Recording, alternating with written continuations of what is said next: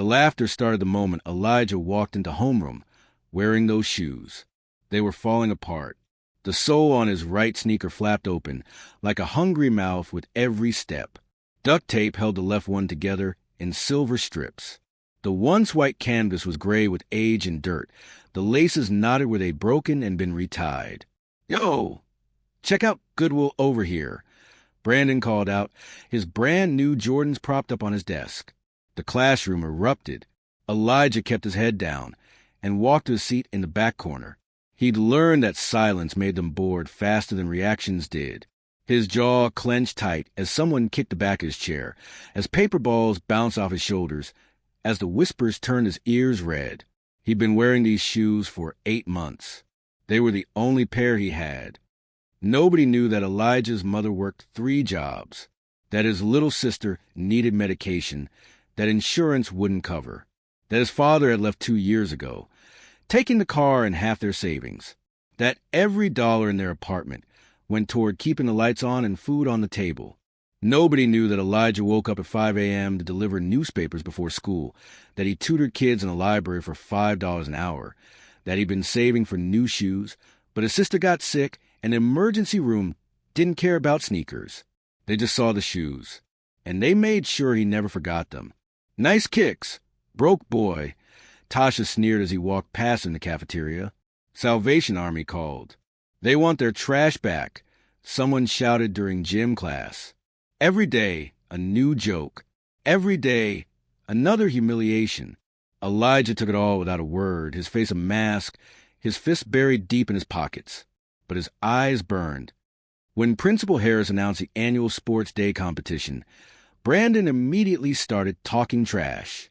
"Easy win this year," he announced, stretching his legs in his $200 running shoes.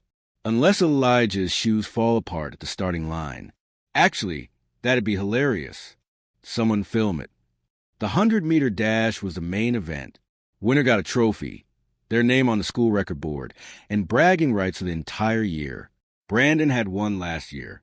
He planned to win again. Elijah said nothing when his name was called for the race sign-up. He just wrote it down and walked away while Brandon and his crew laughed behind him. He's actually going to run in those. Tasha gasped, "This is going to be so embarrassing." The night before sports day, Elijah sat on his bedroom floor staring at his sneakers. The duct tape was peeling. The sole flapped worse than ever. He'd tried gluing it that morning, but the glue hadn't held. He could withdraw, avoid the humiliation, let them win without a fight. His little sister, Maya, appeared in his doorway. She was 7, tiny for her age, but her eyes were old. "Are you going to race tomorrow?" she asked. "I don't know, Maya." "You should." She came and sat next to him. "You're the fastest person I know, even in broken shoes." Elijah looked at her trust, her belief, at the little girl who never complained when they ate rice and beans for the 3rd night in a row, who shared her crayons with kids at school even though they couldn't afford new ones, who smiled through everything. "Yeah," he said quietly. "Yeah, I'm going to race." Sports day arrived with perfect weather and a packed field. The 100-meter dash had 12 runners. Brandon was in lane 4, stretching dramatically in neon-bright racing shoes. Elijah was in lane 7. The moment Elijah walked to the starting line, the whispers started. Then the laughter. Someone pointed at his shoes. Someone else pulled out their phone to record. "This is going to be viral," Brandon said loudly. "Homeless kid tries to run in destroyed shoes. Poor guy's going to eat dirt." Elijah looked down at his sneakers, at the duct tape, at the flapping sole, at 8 months of shame wrapped around his feet. Then he did something nobody expected. He took them off. The crowd went silent. Elijah stood at the starting line in bare feet, his worn shoes placed carefully beside lane 7.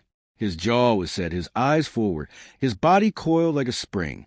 "Is he serious?" someone whispered. Coach Williams approached. "Son, you can't race barefoot. It's not safe."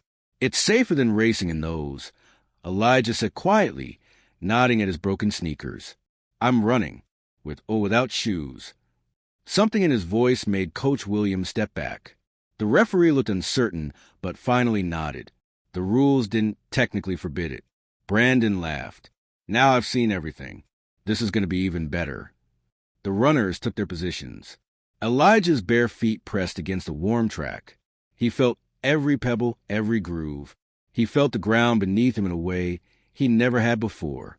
The starting gun cracked the air. Elijah exploded forward like he'd been shot from a cannon. His feet slapped the track with furious rhythm. No flapping sole to slow him down. No heavy, waterlogged canvas weighing him. Just raw speed, month of anger, years of struggle poured into every stride. Brandon was fast. He'd been training all year, but he'd never run hungry. He'd never delivered newspapers at dawn or walked 3 miles home because bus fare meant his sister went without lunch. He'd never carried the weight that made Elijah's legs steel and his heart fire. At 50 meters, Elijah was even with Brandon. At 70 meters, he pulled ahead. At 90 meters, he was flying. The crowd rose to their feet. The laughter had died. Now there was only shock, awe, and something that felt like shame. Elijah crossed the finish line 3 full strides ahead of Brandon. His bare feet slapped across first place, his chest heaving, his eyes wet with something that wasn't quite tears. The stadium exploded in applause. Not mocking, not pitying, genuine, thunderous applause. Elijah stood at the finish line, looking back at the other runners, still crossing. At Brandon, bent over gasping, staring at him like he'd seen a ghost. At the crowd on their feet, at his broken sneakers, still sitting in lane 7. Coach Williams approached, eyes shining. "Son, that was 11.2 seconds. You just broke the school record by half a second, in bare feet." After the race, Brandon approached Elijah. His crew hung back, silent for once. "I'm sorry," Brandon said. The words sounded foreign in his mouth. About the shoes, about everything. That was wrong. Elijah looked at him, at this boy who'd made his life hell over things he couldn't control. He wanted to be angry, wanted to throw the apology back in his face, but he was too tired for hate. "Yeah," Elijah said finally. "It was—" Brandon nodded, then did something that surprised them both. He took off his Jordans. Brand new, barely worn. $200 of pristine leather and cushioning. "Take them," he said. "Please. I have 4 more pairs at home. I just wanted to win. You ran because you're actually fast. There's a difference." Elijah stared at the shoes. Pride warred with need. Pride lost. "Thank you," he said quietly, taking them. That night, Elijah came home with a trophy, a school record, and shoes that actually fit. Maya screamed when she saw them, jumping up and down. His mother cried, holding him tight. "I'm sorry you had to go through that, baby. I'm so sorry." "It's okay, Mom," Elijah said and meant it. "I'm okay." Because he'd learned something on that track. Poverty could take a lot of things. It could take nice clothes and full meals and new shoes. But it couldn't take speed. It couldn't take strength. It couldn't take the fire that burned when you had something to prove. The broken sneakers sat in his closet now, retired. But Elijah would never throw them away. They'd taught him how to fly.